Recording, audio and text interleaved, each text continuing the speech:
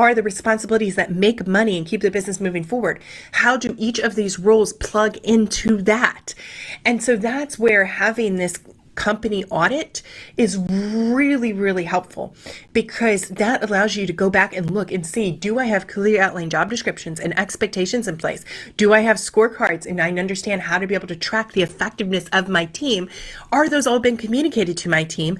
If not, what am I going to do then? How am I going to handle this? How do I then have conversations with them? It just simplifies everything when you can take this back step and get really abundantly clear about the direction that you're going. So this is one of the ways that I help people, is to understand and break all this out. There's usually a lot of resistance with people wanting to do this or seeing the benefit in doing it.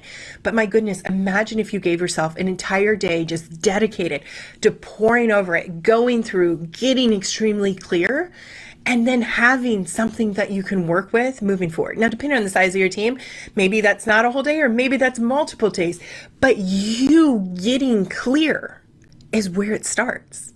So this conversation, the title of today's topic, was all about what to do when your employees aren't performing, aren't doing what they're supposed to. And yet everything that I'm breaking down for you here and now, what the solution to that is all about you. It starts with you, and you getting clear, you having clearly set expectations, you communicating effectively with your team, and then them taking on ownership and accountability for that. And that's where you're able to pass that buck clearly without having to keep checking in and taking on ownership of their to-do list. You picking up the slack. All of this comes together.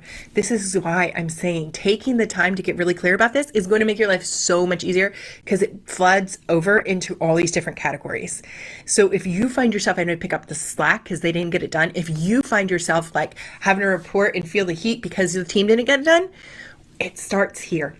It starts back with you getting super abundantly clear and having those clear set expectations in place. And if you need help with that, that is exactly what I do. That is how I can come alongside you and help you get this clear and in place for your business, so that you don't have to keep suffering with this. And can you also see how this is going to make your conversations with your team better? This is how you're going to set up your one-on-one meetings with them every week, so that everybody is knowing what is happening. They are responsible for reporting to you and being accountable to their scorecard, making sure that things are done. And and you can plug in any of those gaps that are popping up as soon as they happen, instead of letting it become a huge gaping hole and now you're bleeding money. You have these people on your team for a reason. Let's make them as effective and productive as possible and take the burden off of you and what they can accomplish.